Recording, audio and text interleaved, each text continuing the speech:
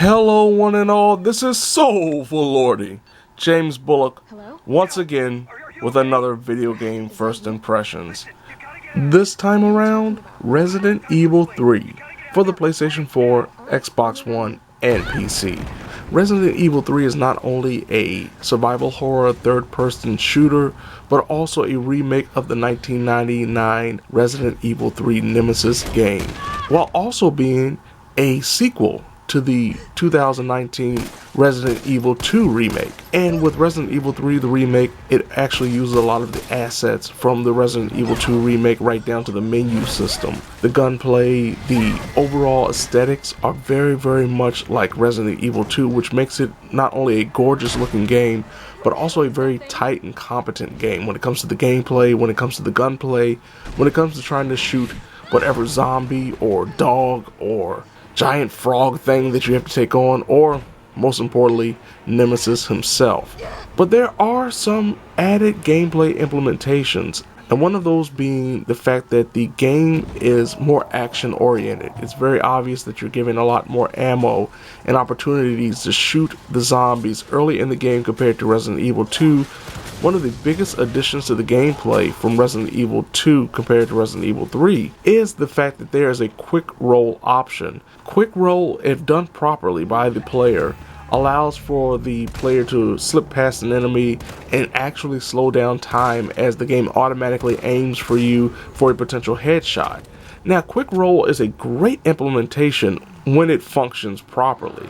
There are times when, even if you think you've timed it perfectly, it will not pan out and you will still get attacked. Sometimes when you do a quick roll, you will actually be put in a disadvantageous position that will allow you to not necessarily hit the target as best as you can. And then there are other times when you do everything perfectly, you land that headshot, and you land a one-hit kill. But there are other times when you will do everything perfectly, land the shot, and it won't be a one-hit kill, and then time will start back up, and you might be too close to whatever it is that you were aiming for and get attacked again. Quick roll is a great implementation when it works properly. It's one of those things I wish they would have worked on a little bit more, tightened it up a little bit, maybe even added a little bit of a bigger window to the roll, because it feels like the timing is not consistent, which is very unfortunate when you're fighting either a boss or just a simple enemy.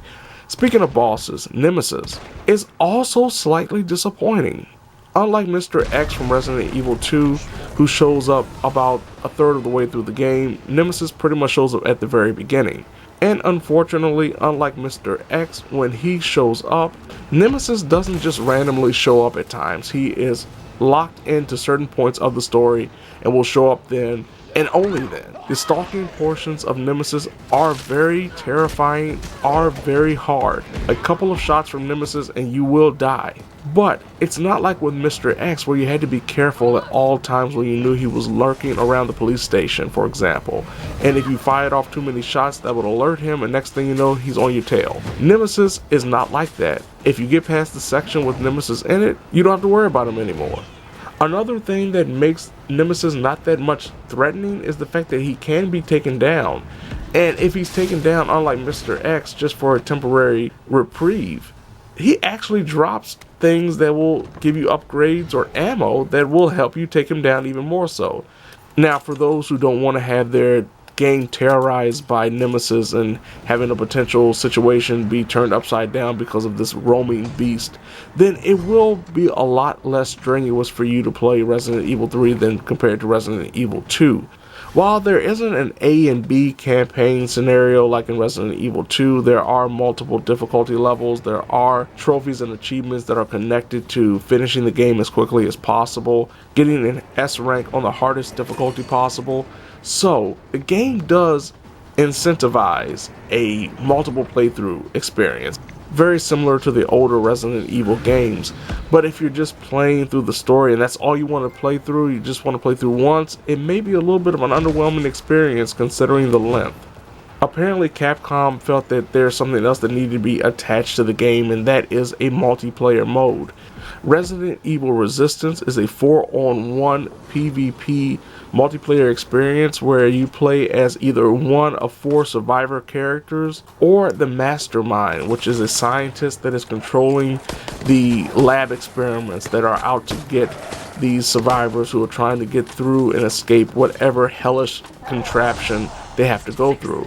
The survivors all have classes, be it brawlers or firearm specialists or healers, and they just have to get through certain sections, collect keys, unlock doors, and most importantly, survive the hordes of enemies that come their way. The mastermind has to set traps, block doors, send down enemies at specific times, all the while switching camera angles to keep up with all the action. The most interesting aspect about being the mastermind in this mode is the ability to control certain zombie characters. You can control some of the bigger, beefier characters, which definitely makes for a different experience overall. But when it comes to the overall gameplay, when it comes to the overall mode, there's not much to it.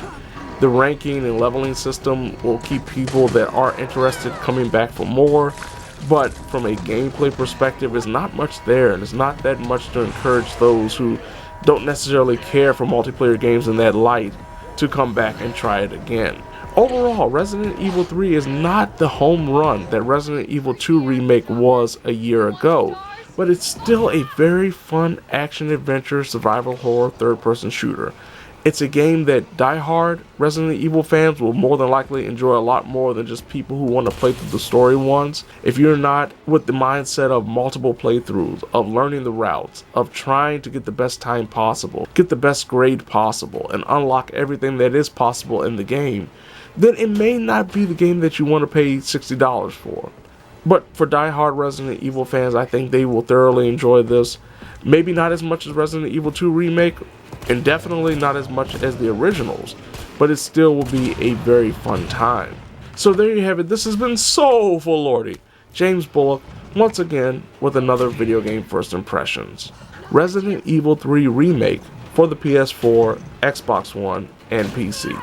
Now, if you don't mind, I have to go into the wild streets of Raccoon City and potentially avoid a killer robot with a flamethrower.